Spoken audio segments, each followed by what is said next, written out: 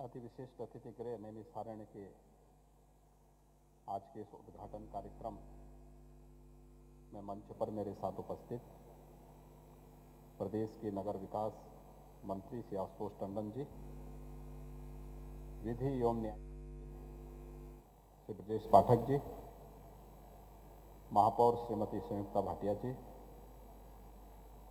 प्रदेश के मुख्य सचिव श्री आर के तिवारी जी, अपर मुख्य सचिव श्री एस.पी. गोयल जी, माननीय सांसद श्री अशोक वाजपेयी जी, माननीय विधायक श्री सुरेश तिवारी जी, आज के इस उद्घाटन कार्यक्रम में यहाँ पर उपस्थित सभी गणमान्य अतिथिगण, उपस्थित भाइयों बहनों, मैं सबसे पहले राज्य संपत्ति विभाग को, लखनऊ वासियों को इस विशिष्ट उपहार के लिए हृदय से धन्यवाद देता हूं। ये राज्य सरकार के लिए एक उपलब्धि होगी, क्योंकि राज्य सरकार के अतिथि जब आते हैं तो उन्हें होटल में रुकवाना पड़ता था, या फिर बहुत बार जब ऐसी भी स्थिति आती थी कि होटल पहले से बुक होते थे, वहाँ जगह नहीं रहती थी, तो फिर हमें अन्य विकल्पों पर विचार करना पड़ता था। आज ये तमाम सुविधाओं से सुसज्जित एक अतिथि गृह यहाँ पर उपलब्ध हुआ है। एक समय सीमा के अंदर ये बनकर के तैयार हुआ है, अत्याधुनिक सुविधाओं से युक्त है। यह इस क्षेत्र के लिए एक विशिष्ट उपलब्धि है। नामकरण भी हम लोगों ने इसी रूप में किया है। आप देख रहे होंगे, यह अतिथि गृह का नाम नैमिषारण्य के नाम पर, नैमिषारण्य एक हमारा प्रमुख तीर्थ है। भारत की सनातन धर्म की परंपरा को लिपिबद्ध करने और पुराणों के वाचन का भी एक कार्यक्रम जिस पवित्र तीर्थ में हुआ था, वह नैमिषारण्य है।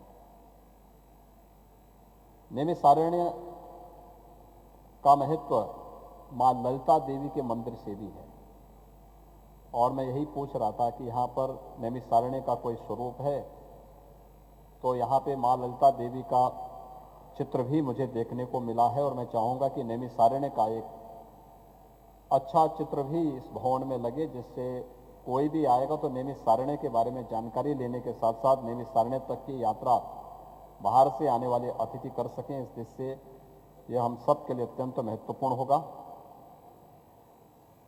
इस पूरे अति विशिष्ट अतिथि गृह में हम देखेंगे तो यह ग्राउंड से यानी बेसमेंट से लेकर के और ऊपर तक अगर देखेंगे तो यहाँ पर प्रत्येक यानी यहाँ पर 7 इसमें प्लेस हैं, जिसमें प्रथम तल में 7 कक्ष और 2 सूट स्थापित हैं। इस प्रकार कुल 73 कक्ष हैं, जिसमें 59 सिंगल तथा 14 इसमें सूट दिए गए हैं। इस पूरे अतिथि गृह में यह न केवल उन सभी प्रोटोकॉल का पालन करने वाला अतिथि गृह होगा, जिसमें दूसरे राज्यों से वहाँ के माननीय मुख्यमंत्री, वहाँ के माननीय राज्यपाल, केंद्रीय मंत्री या फिर अन्य कोई विशिष्ट गणमान्य अतिथि आते हैं, उन सबको यहाँ पर रुकने की व्यवस्था होगी और उनको उस प्रकार की सुविधाएं उपलब्ध हो सकती हैं। इसके साथ ही हम सब जानते हैं कि प्रदेश के अंदर पहले से राज्य संपत्ति विभाग के अंदर लखनऊ राजधानी समेत दिल्ली, कोलकाता और मुंबई में 9 राज्य अतिथि गृह पहले से संचालित हैं। इन सभी अतिथि गृह में जो भी मंत्रीगण जाते हैं, जो भी न्यायमूर्तिगण आते हैं, प्रदेश सरकार के विशिष्ट अतिथि होते हैं, हमारे जनप्रतिनिधिगण होते हैं, इन सभी के वहाँ पर उचित ठहरने की व्यवस्था की जाती है। और इसलिए हम लोगों ने कहा कि उत्तर प्रदेश देश की आध्यात्मिक ऊर्जा का केंद्र बिंदु है। भारत की आत्मा अगर कहीं बसती है तो वह राज्य उत्तर प्रदेश है। उत्तर प्रदेश राज्य में कि जो अतिथि गृह हैं, चाहे वह राज्य के अंदर हो या राज्य के बाहर हो, देश और दुनिया में उत्तर प्रदेश की जो पहचान है, उस पहचान के अनुरूप इनके नामकरण होने चाहिए और यही नामकरण हम लोगों ने दिए हैं। जैसे राज्य अतिथि गृह मीराबाई मार्ग का नामकरण हमने मां सरयू के नाम पर किया है। सरयू आप जानते हैं कि अयोध्या की पावन नदी है और मर्यादा पुरुषोत्तम भगवान श्री राम से इसका संबंध रहा है। विशिष्ट अतिथि गृह डॉली बाग का नाम भी यमुना के नाम पर किया है।